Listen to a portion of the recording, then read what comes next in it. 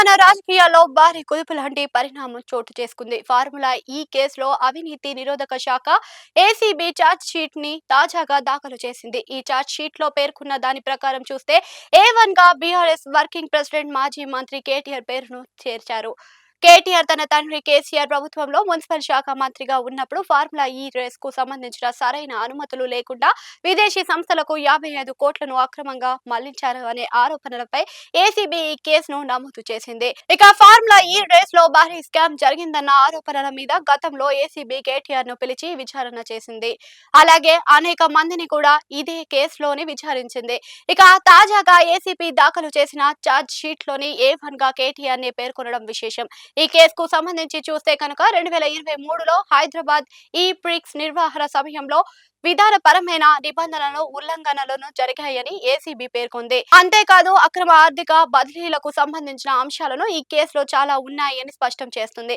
ఈ ఫార్ములా ఈ case charge sheet లోని కీలక వివరాలను చూస్తే కనుక ప్రధాన నిందితులుగా కేటీఆర్ తో పాటు మాజీ ప్రత్యేక ప్రధాన కార్యదర్శి అరవింద్ కుమార్ ని A2 గా, మాజీ హెచ్ఎండిఏ మాజీ చీఫ్ ఇంజనీర్ బిఎల్ఎన్ రెడ్డిని A3 గా, స్పోర్ట్స్ కన్సల్టెంట్ కిరణ్ మల్లేశ్వర్ రావును A4 గా, యూకేకు చెందిన ఫార్ములా ఈ ఆపరేషన్స్ ను A5 గా పేర్కొంది. ఇక ఈ కేసులో ప్రధానంగా ఆరోపణలు ఏసీబీ వైపు నుంచి చూస్తే కనుక కేబినెట్ లేదా ఆర్థిక శాఖ ఆమోదం లేకుండా సుమారు 55 కోట్ల నిధులను FEOకు బదిలీ చేయాలని కేటీఆర్ ఆదేశించారని ఏసీబీ ఆరోపిస్తుంది. ఈ కేసుని గతంలో ఏనర్నంగా విచారణ చేస్తున్న ఏసీబీ అనేక కీలక అంశాలను ఛార్జ్ షీట్ లోని ప్రస్తావించి ఏసీబీ కోర్టుకు సమర్పించింది.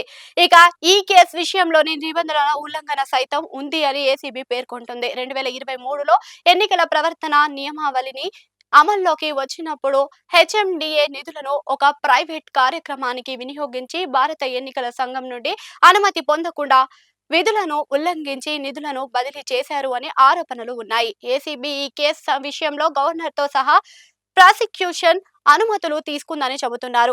అలా తుది ఆమోదాన్ని పొందిన మీదటనే ఏసీబీ ఛార్జ్ షీట్ లో దాఖలు చేసిందని చెబుతున్నారు. అలాగే అవినీతిని నిరోధక చట్టం, పీసీ యాక్ట్, అలాగే ఐపీసీ సెక్షన్ల కింద నేరపూరిత కుట్ర అధికార దుర్వినియోగం కింద ఆరోపణలతో ఈ కేసుని ఏసీబీ నమోదు చేసింది.